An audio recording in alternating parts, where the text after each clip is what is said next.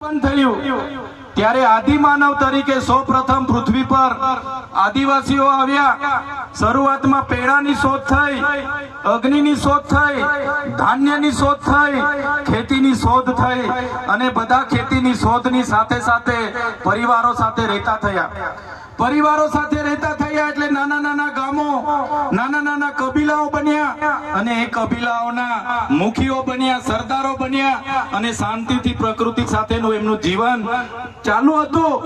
એ દરમિયાન આ દુનિયામાં સંપત્તિ માટે લડાઈ થઈ, સત્તા માટે લડાઈ થઈ, સ્ત્રીઓ માટે લડાઈઓ થઈ અને એમાં એ લોકોની જે સભ્ય સંસ્કૃતિ પોતાને માનનારા સમાજ દ્વારા આદિવાસી સમાજના એક કબીલા ઉપર આક્રમણો થયા।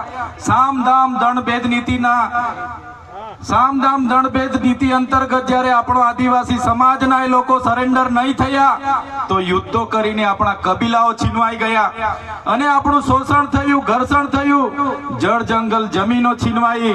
અને તમે જોયું હશે આપણા દેશ પર બહારથી મુગલો આવ્યા, ડચો આવ્યા, હુણો આવ્યા, અંગ્રેજો આવ્યા, પોર્ટુગીઝો આવ્યા, ફ્રેન્ચો આવ્યા અને આ અંગ્રેજોએ પણ 200 વર્ષ આપણા દેશ પર રાજ કર્યું।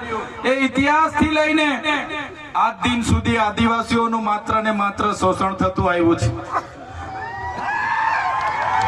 ત્યારે